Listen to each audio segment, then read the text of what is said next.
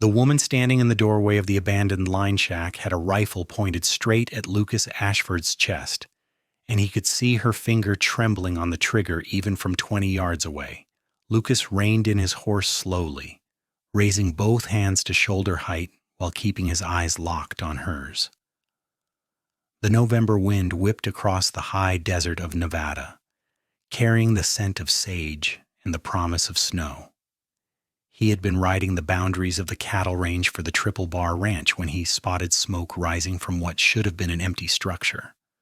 Line shacks dotted the vast grazing lands, shelter for cowboys during cattle drives or winter storms. But this one had been abandoned for at least 2 seasons. "Easy now," Lucas called out, his voice steady despite the weapon aimed at his heart. "I do not mean any harm, just checking on the smoke." The woman did not lower the rifle. She stood silhouetted against the dim interior of the shack, and even from this distance he could see she was thin, too thin, with dark hair hanging in tangles past her shoulders. Her dress was torn at the hem and covered by a man's coat that swallowed her small frame.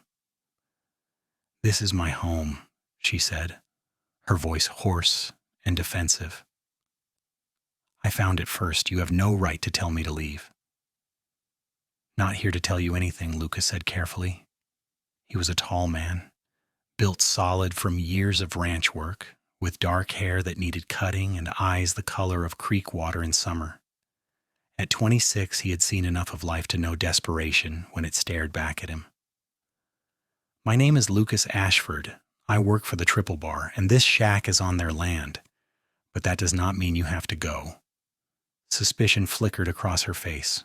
She was younger than he had first thought, probably barely 20, with sharp cheekbones and eyes that looked too large in her gaunt face. "Why would you let me stay? Everyone else has chased me off or worse." "Because it is going to snow tonight," Lucas said simply, "and because you look like you could use a hot meal more than you need to be running again." He gestured slowly toward his saddlebag. "I have got supplies, coffee, beans, salt pork. Been out here 3 days checking fence lines. Got more than I need." The rifle wavered slightly. "You could be lying. Could be trying to get me to lower this gun." "I could be," Lucas agreed, "but I am not. And if I was going to hurt you, I would not do it by offering you food first. That would just be poor planning." He saw the corner of her mouth twitch, not quite a smile, but close. "My horse is getting cold standing here. Mind if I dismount slow and careful? You can keep that rifle pointed at me the whole time if it makes you feel safer." She considered this for a long moment, then nodded once. "Real slow." Lucas swung down from the saddle with exaggerated care, keeping his movements visible and unthreatening. His gelding, a dependable bay named Tracker, snorted and stamped in the cold. Lucas untied his bedroll and saddlebags, slinging them over his shoulder. "Going to walk toward the shack now? Still got that rifle on me?" "Yes." Her voice was stronger now, less shaky. "Good. Keep it that way until you're sure of me."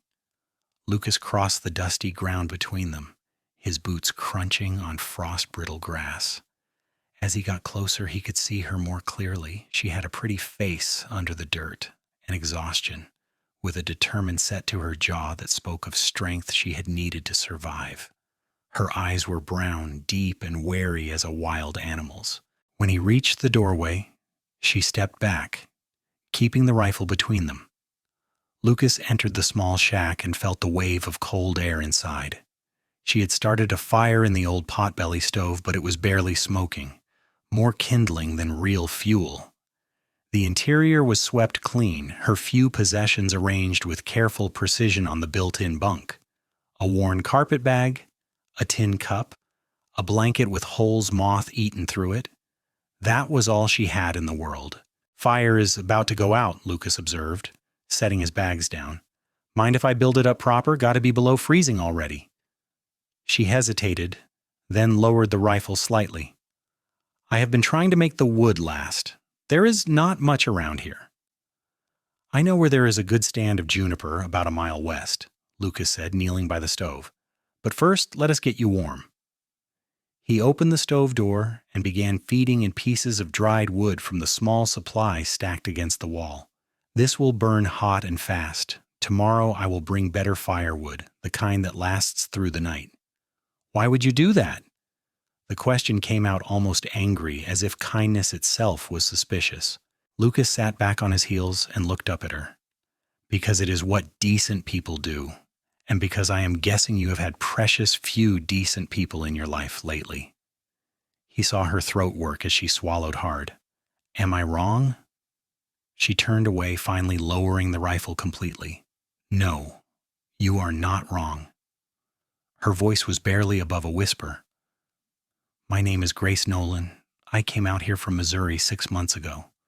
I was supposed to marry a man in Virginia City, but when I got there, he had already married someone else, took my money for the trip, and left me with nothing. Lucas felt anger kindle in his chest, hot and protective. That is a low thing to do. Yes.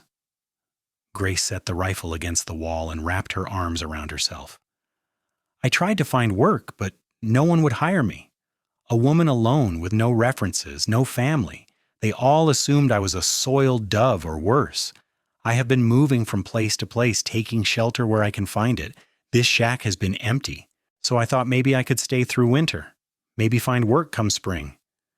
You can stay, Lucas said firmly. He stood and began unpacking his saddlebags, pulling out packages wrapped in oilcloth.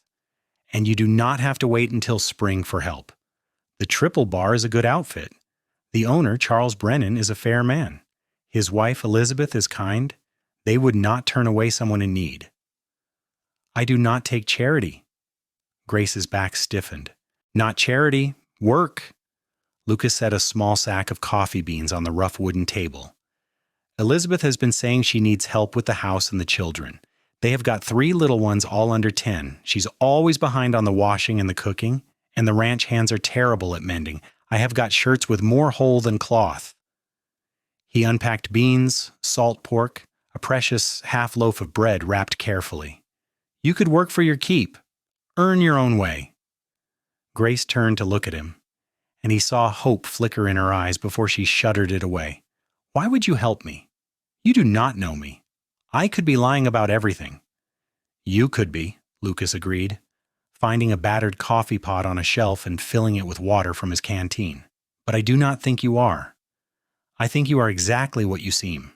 Someone who got dealt a bad hand and is trying to survive it with what dignity you have got left. He set the pot on the now crackling stove. Besides, my mother raised me to help people when I can. She died 5 years ago, but I still hear her voice in my head telling me to do right. Something in Grace's face softened. I am sorry about your mother. Me too. She was a good woman. Lucas found 2 tin cups and set them on the table. My father died when I was 12. She raised me and my 2 sisters alone, taught me that how you treat people when they are down tells you everything about a person's character. He met Grace's eyes directly. So I am going to treat you the way she would have wanted me to, with respect and kindness. And if that makes you uncomfortable, well, you will just have to get used to it. A sound escaped Grace's throat, half laugh and half sob. She pressed her hand to her mouth, and Lucas saw tears spilling down her cheeks. I have not had anyone be kind to me in so long, she whispered. I had started to think maybe I did not deserve kindness, that maybe that man in Virginia City was right to leave me with nothing. He was a coward and a cheat, Lucas said firmly, and you deserve better than him, better than this.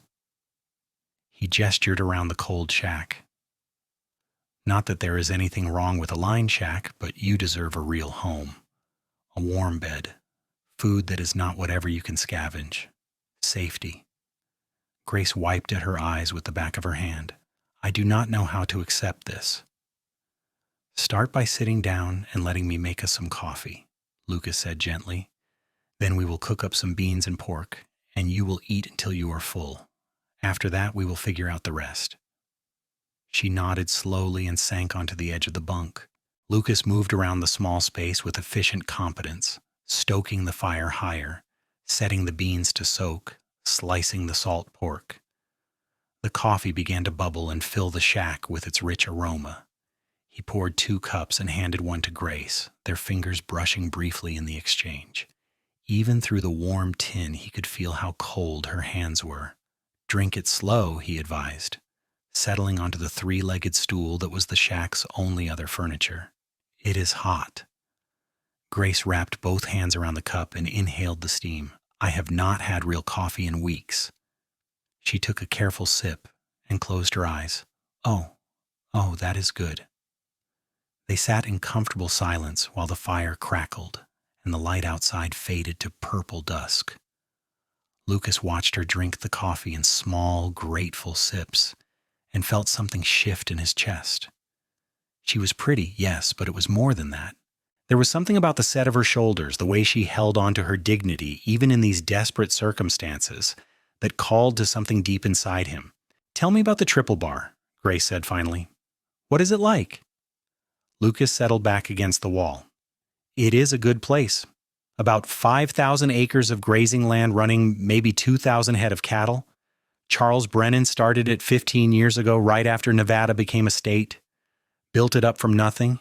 He is tough but fair, pays his men on time, and does not tolerate cheating or cruelty." He took a drink of his own coffee. His wife, Elizabeth, came out from Boston. Everyone thought she would not last a month, but she is tougher than most men I know. She runs that household like a general and can shoot a rifle better than half the hands. She sounds formidable. She is, but she is also kind. When I came down with fever 2 winters ago, she nursed me herself. Sat by my bed for 3 days making sure I drank water and kept the fever down. Lucas smiled at the memory. Her children are good kids, too. The oldest boy, Thomas, is 9, wants to be a cowboy. Then there is little Margaret, who is 7 and clever as they come. And the baby James just turned 5. "You like children," Grace observed. "I do. Always figured I would have some of my own someday." Lucas felt heat creep up his neck. "If I found the right woman, that is." Grace looked down at her coffee cup. "I always wanted children too, a family of my own. That is what I thought I was coming to Nevada for, a fresh start, a husband, a home." Her voice turned bitter. "I was a fool." "You were hopeful. That is not the same as being a fool." Lucas leaned forward. "And it is not too late for those things. You are young, you have got your whole life ahead of you." "I am 21 and I have nothing. No money, no family, no prospects. You have yourself, that counts for a lot." Lucas stood and checked the beans, adding water and salt pork. "And now you have a friend. That is not nothing." Grace looked up at him, her eyes shining in the firelight. "You mean that? We are friends?" "If you want to be. I am not much. Just a cowboy who spends most of his time talking to cattle and horses. But I am loyal, and I keep my word. And I will not leave you to face this alone." He stirred the beans. "Tomorrow I will ride back to the ranch and talk to Charles and Elizabeth. If you are willing, I will bring you back with me. You can meet them, see the place. If it does not suit you, I will bring you back here and make sure you have enough supplies to last the winter. But I think you will like them, and I know they will like you." "How can you know that?" "Because I like you," Lucas said simply. "And I am a pretty good judge of character." Grace's breath caught. She set down her coffee cup and stood, crossing to where he stirred the beans. "Lucas, I do not know what to say." "You do not have to say anything. Just let me help." He looked down at her, and the distance between them seemed to shrink. "You have been alone too long. Let someone stand with you." She reached out tentatively and touched his arm. "Thank you for your kindness, for treating me like a person instead of a problem." "You are not a problem, Grace. You are a woman who deserves better than she has gotten." Lucas covered her hand with his own. "And if it takes me a while to prove that to you, well, I have got time." They ate dinner together as night fell completely and the temperature dropped. Lucas rationed the food carefully, making sure Grace got the larger portion despite her protests. She ate slowly, as if savoring every bite, and he could see color returning to her cheeks. After dinner, he insisted she take the bunk while he made up his bedroll on the floor near the stove. "This is your place," Grace protested. "I cannot take your bed." "It is not my bed. It is yours. You are the one living here." Lucas shook out his blankets. "Besides, I have slept on harder ground than this. I will be fine." "Lucas?" She waited until he looked up at her. "No man has ever been this decent to me. Not even my own father?" "Then your father was a fool," Lucas said quietly. "Any man would be lucky to have a daughter like you." Grace's eyes filled with tears again, but this time she was smiling through them. "You keep saying things like that, and I might start believing them."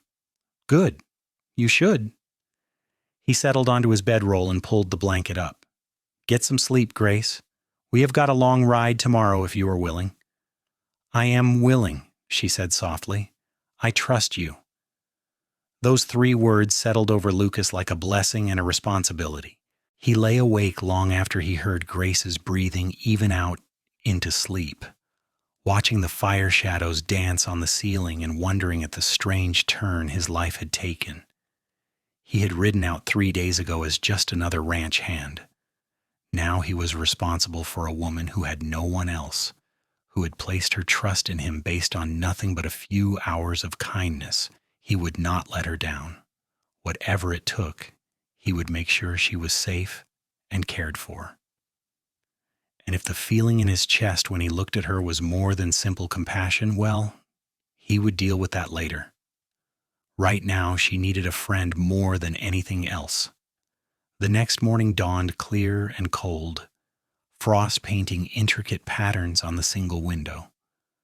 Lucas woke first and rebuilt the fire, then put coffee on to boil.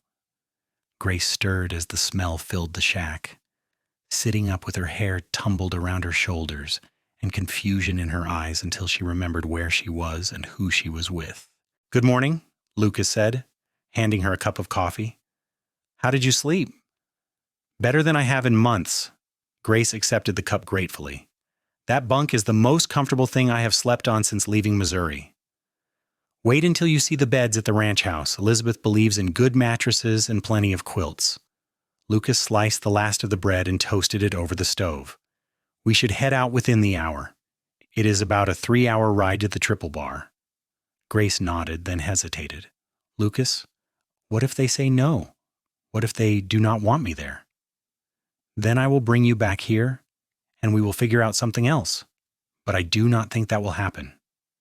He handed her the toast. "Elizabeth has been after Charles to hire someone to help her for months. You showing up is an answer to her prayers." They broke camp efficiently, packing Grace's meager belongings into Lucas's saddlebags. He made sure the fire was completely out and the shack secured, though he noticed Grace looking back at it as they rode away, as if saying goodbye to the only shelter she had known. "You can come back any time you want," Lucas said. "It will still be here." "I know, it is just strange. I was only there a few days, but it was mine. The first place that was mine since I left home." "You will have other places, better places." Lucas kept tracker to a walk, not wanting to push Grace too hard. She rode behind him, sharing the saddle, her arms wrapped around his waist for balance. He was intensely aware of her presence, the weight of her against his back, the trust implicit in the way she held on to him. They rode through the Nevada high desert as the sun climbed higher, burning off the frost. The landscape was stark but beautiful, all sage and stone and endless sky. Lucas pointed out landmarks as they went, a distinctive rock formation, a spring where the cattle gathered, the line of cottonwoods that marked a creek bed. "It is so empty," Grace said, "so much space." "That is what I love about it, room to breathe, room to think." Lucas guided tracker around a dry wash. "Missouri was too crowded for me, too many people, too many rules. Out here a man can make his own way." "Or a woman?" "Or a woman," Lucas agreed, "if she is tough enough. And I think you are." They stopped at midday to rest the horse and eat some jerky. Grace stood looking out over the vast expanse of land, the wind whipping her hair. "I can see why you love it. It is harsh, but it is honest. It does not pretend to be anything other than what it is." "Like you," Lucas said. She turned to look at him, surprise on her face. You think I'm honest? I think you have been more honest with me than most people manage in a lifetime. You told me straight what happened to you, no shame or lies. That takes courage. He walked over to stand beside her. And you have survived things that would have broken other people. That takes strength. I do not feel strong. Most days I feel like I'm barely holding together. Strength is not about never feeling broken. It is about getting up anyway.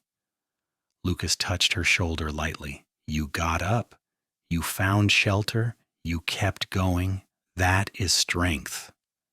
Grace turned toward him, and suddenly they were very close, close enough that he could see gold flecks in her brown eyes and count the freckles on her nose. You have such faith in me, she whispered. I wish I had half as much faith in myself. You will. Give it time. Lucas wanted to touch her face, to smooth back the hair blowing across her cheek, but he restrained himself. Too much. Too soon. She had been through enough without him complicating things with feelings she might not share. We should keep moving. Want to get there before dark? The Triple Bar Ranch house came into view as the sun began its descent toward the mountains. It was a sprawling structure of wood and stone, built to withstand the harsh Nevada winters. Outbuildings clustered around it: bunkhouse, barn, corral, smokehouse. Cattle dotted the distant hills, dark shapes against the brown grass. Smoke rose from the main house chimney, and Lucas felt Grace's grip tighten on his waist. It is all right, he said quietly. I am right here with you. They rode into the yard and were immediately surrounded by curious ranch hands. Lucas dismounted and helped Grace down, keeping a protective hand on her back as he introduced her to the men. They were good men mostly, hardworking and respectful. A few gave Grace appreciative looks that Lucas met with level stares until they turned away. The front door opened and Elizabeth Brennan emerged, wiping her hands on her apron. She was a handsome woman in her mid-30s, with auburn hair pinned neatly and sharp green eyes that missed nothing. Lucas, you are back early. We did not expect you until tomorrow. Her gaze went to Grace, taking in the worn clothing and obvious exhaustion. And you have brought a guest. Mrs. Brennan, this is Miss Grace Nolan. Grace, this is Elizabeth Brennan, the lady of the house. Lucas kept his voice even and respectful. I found her yesterday at the old line shack on the eastern range. She has had some hard times and could use a fresh start. I was hoping you might talk with her about work. Elizabeth's expression softened immediately. She came down the steps and took Grace's hands in hers. You poor dear. You're frozen through. Come inside at once. We can talk about everything once you're warm and fed. She looked at Lucas. You did right bringing her here. Charles is in his office. Go tell him what has happened while I tend to Miss Nolan. Just Grace, please, Grace said quietly. Grace, then. Come along. Elizabeth kept hold of Grace's hand and led her toward the house. Grace looked back once at Lucas, her eyes wide and uncertain. He nodded encouragingly, and she squared her shoulders before disappearing inside. Lucas found Charles Brennan in the small office he kept off the main living area. Charles was a weathered man in his early 40s, lean and tough as leather, with gray beginning to thread through his dark hair. He looked up from the ledger he was working on and smiled. Lucas, good to see you back. How are the fence lines? Good, boss. A few spots need shoring up before winter, but nothing urgent. Lucas removed his hat and sat in the chair Charles indicated. But that is not what I need to talk to you about. He explained how he found Grace, what she had told him about her situation, his assessment that she was honest and hardworking and in genuine need. Charles listened without interrupting, his weathered face thoughtful. You believe her story? Charles asked when Lucas finished. I do. She is not lying or trying to work an angle. She's just someone who got dealt a raw deal and is trying to survive it. Lucas leaned forward. Mrs. Brennan has been saying she needs help. Grace needs work. Seems like it could solve two problems at once. Charles tapped his pen against the ledger. Elizabeth will make the final decision on household help. But if she says yes, we will need to establish some ground rules. Miss Nolan will stay in the house, in the spare room off the kitchen. She will take her meals with the family. She will be paid fair wages, same as any ranch hand. And I will not tolerate any of the men bothering her. That clear? Crystal clear, boss. And I will make sure the men know it too. You seem mighty concerned about this woman, Charles observed. Known her less than a day, but you're already acting like her protector. Lucas met his boss's eyes steadily. She needed help. I could give it. That is all. Is it? Charles's expression was knowing, but not unkind. Lucas, you are one of my best men, reliable, hard-working, honest. If you are interested in Miss Nolan, I have got no objection, but be careful. She is in a vulnerable position. Make sure whatever you feel is something she wants, too. I am not trying to take advantage, Lucas said, stung. I know you are not. That is why I'm not worried. Charles closed his ledger. But feelings have a way of developing whether we plan for them or not. Just keep your head clear and your intentions honorable. If you care about her, give her time to find her feet before you press for anything more. I will. Lucas stood. Thank you, sir, for listening, for considering. Thank Elizabeth. She is the one who will be working with Miss Nolan every day. Charles stood as well and clapped Lucas on the shoulder. But between you and me, I think it is a good thing you found her. Elizabeth has been running herself ragged trying to do everything alone. Some help will do her good. And if Miss Nolan is half as capable as you seem to think, it will work out fine for everyone. Lucas found Grace in the kitchen, wrapped in one of Elizabeth's shawls and eating soup while the children clustered around her with questions. The oldest boy, Thomas, was asking if she knew any good stories about outlaws. Little Margaret wanted to know if Grace could braid hair. And James was simply staring at her with his thumb in his mouth. Children, give Grace some space to eat, Elizabeth said, but she was smiling. There will be time for questions later. Grace looked up as Lucas entered and smiled, a real smile that lit up her whole face. Lucas, Mrs. Brennan says I can stay. She is giving me a job. Told you she would like you. Lucas leaned against the door frame, feeling warmth spread through his chest at her obvious joy. What do you think? Does the triple bar suit you? It is wonderful. More than I ever hoped for. Grace's eyes shone. I will have my own room, and Mrs. Brennan says I can earn enough to save for the future, maybe even buy some new dresses. You will earn it, Elizabeth said firmly. I am not running a charity. You will work for those wages, but it is good work, honest work, cooking, cleaning, laundry, helping with the children. I will teach you everything you need to know. I will work hard, Grace promised. You will not regret giving me this chance. I do not think I will. Elizabeth looked at Lucas. You did a good thing bringing her here. Not every man would have taken the time to help. Lucas felt heat creep up his neck under the praise. Just did what anyone would do. No, you did what a good man does. There is a difference. Elizabeth turned back to Grace. Finish your soup, and I will show you to your room. You can get settled in before dinner, and tomorrow we will find you some better clothes. I have got some things that should fit with a little alteration. That evening, the Brennans insisted Lucas join them for dinner. It was a noisy, cheerful affair, with the children chattering and Charles telling stories about his day. Grace sat quietly at first as if afraid to take up space, but gradually relaxed under Elizabeth's gentle encouragement. Lucas watched her from across the table and saw her begin to bloom under the warmth of family and acceptance. After dinner, he found her on the front porch, wrapped in a blanket and looking up at the stars. The night was cold and clear, the Milky Way a bright river across the black sky. It is beautiful here, Grace said as Lucas joined her. I have never seen so many stars. No city lights to dim them. Lucas leaned against the porch railing. How are you feeling? Is it all right here? It is more than all right. It is like a dream. She turned to look at him, her face serious.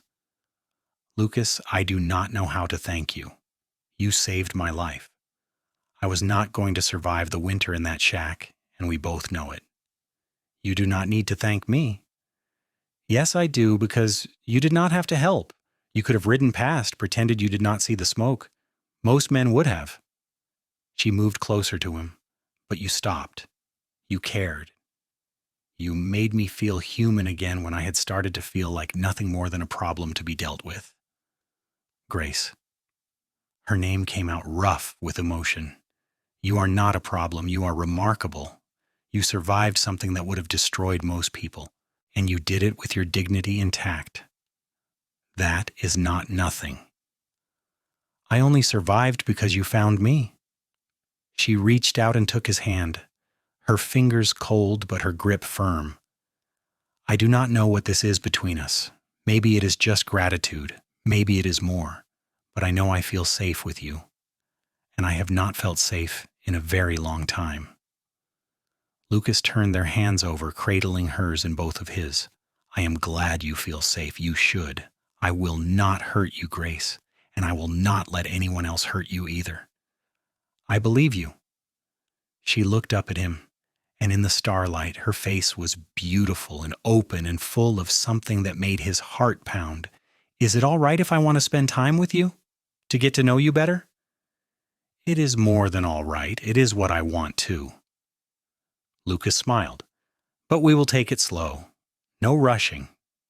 You need time to find your feet, to figure out what you want without feeling pressured. I can wait. What if I do not want to wait? The question was barely above a whisper in a, then we will figure it out together. But Grace, you have been through a lot. Make sure what you feel is real, not just gratitude or relief at being safe. She considered this, then nodded slowly. You are right. I need to be sure. For both our sakes. She squeezed his hand. But I know one thing for certain. I am glad you found me. Whatever happens next, I will always be glad it was you. Me too. Lucas brought her hand to his lips and kissed her knuckles gently. Now get inside before you freeze. Tomorrow starts early around here. Grace laughed and turned toward the door, then paused. Lucas, will I see you tomorrow? Every day if you want. I work here, remember? Hard to avoid me. Good. I do not want to avoid you. She slipped inside, leaving Lucas alone with the stars and a feeling in his chest like sunrise. The weeks that followed fell into a comfortable pattern. Grace proved to be everything Lucas had believed, hard-working, clever, and possessed of a quiet strength that won over everyone at the ranch. She rose before dawn to help Elizabeth with breakfast, spent her days cooking and cleaning and caring for the children, and collapsed into bed each night exhausted but satisfied. The hollow look left her cheeks as she ate regular meals. Color returned to her skin. She smiled more, laughed with the children, began to look like a woman instead of a frightened shadow. Lucas found excuses to be near the house more often than his work strictly required. He would stop by for coffee in the morning, offering to chop wood or fix things that needed mending. At dinner, he and Grace would sit next to each other, their conversations growing easier and more personal as they learned each other's stories. He told her about growing up in Colorado, about losing his parents, about drifting west looking for a place to belong. She told him about her childhood in Missouri, a father who drank and a mother who died young, about the desperate hope that had brought her to Nevada and the crushing betrayal that had nearly destroyed her. I was such a fool, she said one evening as they walked back from checking the chickens. December had arrived with its first real snow, and everything was white and pristine under the moon. I believed every lie that man told me, sent him money I could not afford to lose, traveled all this way thinking I was coming to a home. You were not a fool. You were hopeful. There's nothing wrong with hope. There is when it blinds you to reality. Grace kicked at the snow. I should have known better. Should have asked more questions, demanded proof. Maybe. But he was the one who lied, not you. He is the one who should be ashamed, not you. Lucas stopped walking and turned to face her. Grace, stop punishing yourself for wanting a better life. Stop blaming yourself for trusting someone who did not deserve it. What happened to you was not your fault. Her eyes filled with tears. Sometimes I wake up and I still feel ashamed. Like I'm wearing what happened like a brand, and everyone can see it. No one sees anything but a strong woman who survived. That is all there is to see. Lucas cupped her face gently, his thumbs brushing away tears. You are not defined by what was done to you. You are defined by how you survived it. And how you survived it was with courage and grace and determination. That is what people see when they look at you. That is what I see. What else do you see? The question was barely audible. I see someone beautiful, someone kind, someone I think about first thing in the morning and last thing at night. Lucas searched her face. I see someone I'm falling in love with if I'm being honest, but I do not want to pressure you. I know you need time. I have had time. Grace's hands came up to cover his where they cradled her face. I have had weeks to watch you, to learn who you are. You are patient and kind and honorable.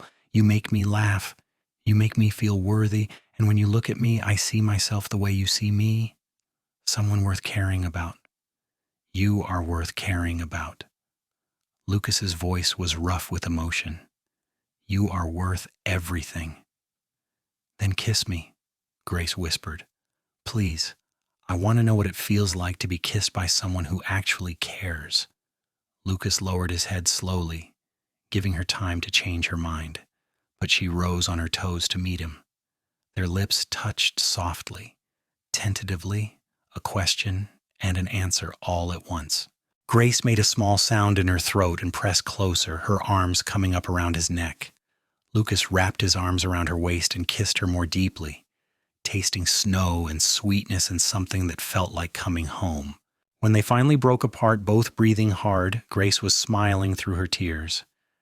That was worth waiting for. Yes, it was. Lucas rested his forehead against hers. Grace, I meant what I said. I am falling in love with you. Maybe have been since that first day when you pointed a rifle at my chest and tried to look tough when you were terrified. She laughed shakily. I was terrified. Of you, of everything. But you made me feel safe even when I was pointing a weapon at you.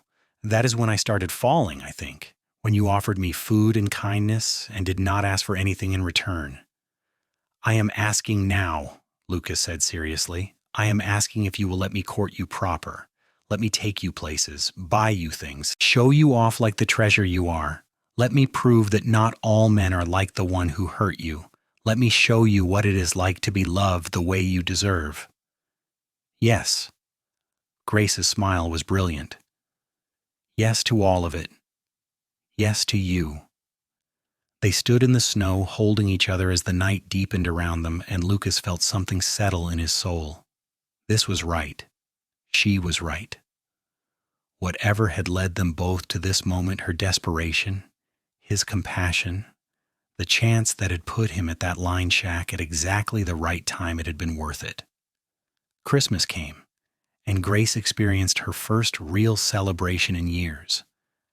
Elizabeth let her help with the baking, teaching her to make cookies and pies and bread. The children made her gifts.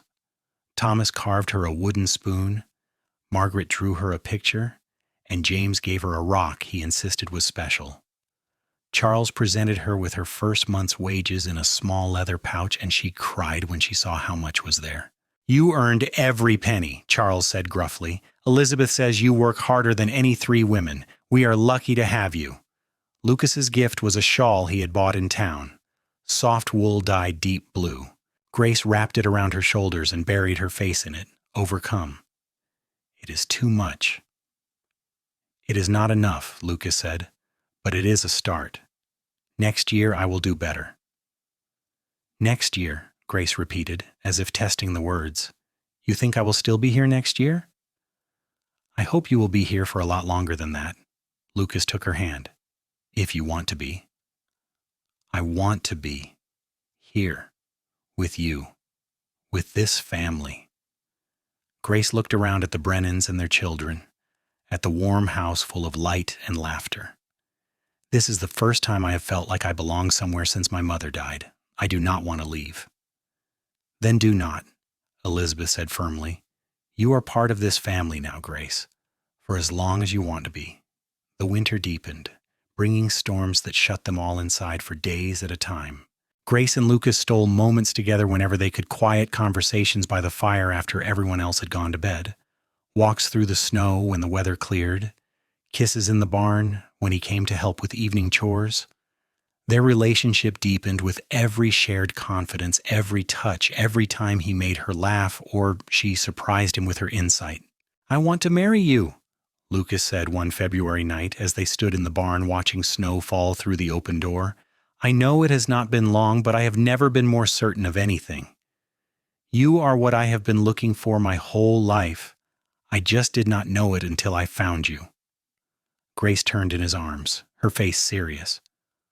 "I want that too. But Lucas, I have nothing. No dowry, no family, nothing to bring to a marriage except myself. Yourself is everything I want." Lucas kissed her forehead, her cheeks, her lips. "I do not care about money or family connections. I care about you, about building a life together, about waking up next to you every morning for the rest of my life." "Then yes," Grace said, joy breaking across her face like dawn. "Yes, I will marry you. I will be your wife and build a life with you and love you until I die." They told the Brennans the next morning, and Elizabeth cried happy tears while Charles shook Lucas's hand and told him he was getting a fine woman. The children were thrilled at the prospect of a wedding and began making elaborate plans for decorations and cake. "We will do it simple," Lucas said. "Grace does not have family to invite, and I have only my sisters in Colorado. Just us and the ranch folks will be fine." "Nonsense," Elizabeth said firmly. "Every bride deserves a proper wedding. We will invite the neighboring ranches, have a real celebration. Grace deserves to feel special." "I already feel special," Grace protested, but Elizabeth would not be swayed. The wedding took place on a bright March day when the snow had melted and the first wildflowers were pushing through the earth. Grace wore a dress Elizabeth had made for her, simple but beautiful, with lace at the collar and cuffs. Lucas wore his best suit, brushed and pressed until it looked nearly new. They were married by the circuit preacher in the ranch house parlor, surrounded by friends and neighbors, with the Brennan children as witnesses. When the preacher pronounced them man and wife, Lucas kissed Grace with such tenderness that several of the women dabbed at their eyes. Grace smiled against his lips and whispered, "I love you." "I love you too," Lucas whispered back. "My wife." They moved into a small house on the edge of the ranch property, a 2-room cabin that Charles had been using for storage. Lucas spent weeks fixing it up, patching the roof, replacing the windows, building proper furniture. Grace made curtains and planted a garden and turned the rough space into a home. It was not much compared to what some people had, but it was theirs, bought with honest work and filled with love. Their first year of marriage was not easy. Money was tight, and they both worked long hours. Grace continued helping Elizabeth at the main house while also keeping their own home. Lucas worked cattle from dawn until dusk, coming home exhausted and dust-covered, but they were happy. Every night they fell into bed together, wrapped in each other's arms, grateful for what they had built. "I never thought I could be this happy," Grace said one evening, as they sat on their porch watching the sunset. "After what happened in Virginia City, I thought my life was over. I thought I would never have a home or a family or someone who loved me." "You have all of that now," Lucas said, pulling her close, "and you are going to have more. I am going to work hard and save money. Someday we will have our own ranch, raise cattle, maybe some horses, build something for our children." "Our children," Grace repeated, her hand drifting to her stomach. "Lucas, there is something I need to tell you. I have been waiting to be sure, but I think I am pregnant." Lucas went very still. "Pregnant? You are certain?" "Pretty certain. I have missed my monthly courses twice now, and I have been feeling sick in the mornings." She looked up at him nervously. "I know we talked about waiting a few years, building up savings first. Are you angry?" "Angry?" Lucas's face split into an enormous grin. "Grace, I am thrilled. We are going to have a baby, a child of our own." He swept her up in his arms and spun her around, making her laugh and cling to his shoulders. "This is the best news I have ever heard." Their son was born in November of 1879, a healthy baby boy with dark hair and his mother's brown eyes. They named him William Lucas Ashford, and Lucas wept when he held his son for the first time. He is perfect. You are perfect. I am the luckiest man alive. Grace, exhausted but radiant, smiled up at him. I am the lucky one. A year and a half ago, I was alone and scared and certain I would die in that lined shack. Now I have a husband I love, a beautiful son, and a home. You gave me all of that, Lucas. You saved me. We saved each other, Lucas said, kissing her forehead gently. I was drifting before I found you. Working, existing, but not really living. You gave me purpose. You gave me a reason to build something instead of just surviving. William was a happy baby who rarely cried and slept well through the night. Grace proved to be a natural mother, patient and loving. Lucas was devoted to his son, rushing home from work each day to hold him and play with him. They were a family in the truest sense, bound together by love and shared dreams. As William grew, so did their life. Lucas was promoted to foreman of the Triple Bar, a position that came with better pay and more responsibility. Grace continued to help Elizabeth occasionally, but spent most of her time caring for William in their home. They saved every penny they could spare, dreaming of the day when they could buy their own land. I talked to Charles about the section of land near Willow Creek, Lucas said one evening when William was almost 2. He is willing to sell it to us at a fair price. 500 acres, good grazing, access to water. We could run maybe 300 head to start. Grace's eyes went wide. Can we afford it? We've got almost enough saved. I can take out a small loan for the rest. It is a risk, but Charles says he will keep me on as foreman until we get established. I will work both places for a while, build up our herd slowly. Lucas took her hands. It is what we have been working toward, our own place. Something to pass on to William and any other children we might have. Other children? Grace smiled. Are you hoping for more? If we are blessed with them, but even if it is just William, I want to give him a legacy, land of his own, a place where he can build his life like we built ours. Then let us do it, Grace said firmly. Let us take the risk. You have never steered us wrong yet. They bought the land in the spring of 1881 and spent every spare moment working to improve it. Lucas built a small ranch house with help from the other hands at the Triple Bar. Grace planted a larger garden and raised chickens. They bought a dozen head of cattle to start, carefully selecting breeding stock. It was hard work, backbreaking at times, but they thrived on it. William grew into a bright, curious boy who loved following his father around the ranch. At 4, he was already helping with simple chores, collecting eggs, and feeding the chickens. He is going to be a rancher like his daddy, Grace said proudly, watching William try to lasso a fence post with a rope far too big for him. If he wants to be, Lucas said, but I will support him in whatever he chooses. I do not want him to feel trapped like some sons do, forced into their father's work whether it suits them or not. You will be a good father, Grace said, leaning against him. You already are. Their second child, a daughter they named Sarah, was born in 1883. She had her father's green eyes and her mother's smile, and both parents were instantly smitten. William was fascinated by his baby sister, wanting to help with everything. Gentle, Grace reminded him constantly as he tried to hold her. She is very small and delicate. By 1885, their ranch was thriving. They had built up their herd to nearly 200 head and were making a profit. Lucas had quit his position as foreman at the Triple Bar to focus on their own operation, though he and Charles remained close friends. Grace had become known in the area as an excellent cook and a kind neighbor, always willing to help when someone was sick or struggling.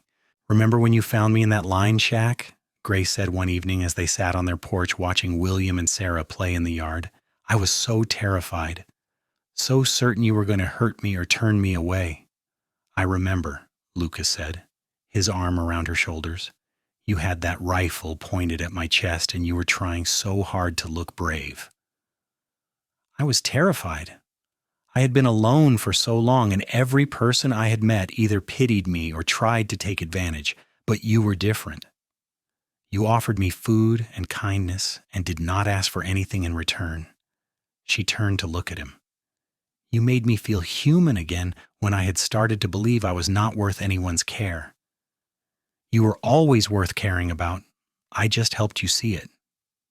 Lucas kissed her temple. "And look at what you have built, Grace. You took nothing and turned it into this: a home, a family, a life worth living. I am in awe of you." "We built it together," Grace corrected. "I could not have done any of it without you. You believed in me when I did not believe in myself.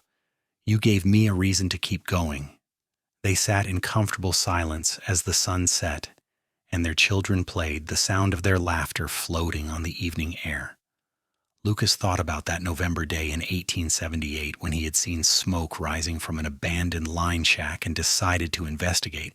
It was the single best decision he had ever made. Grace had transformed from a frightened woman with a rifle into his wife, his partner, the mother of his children.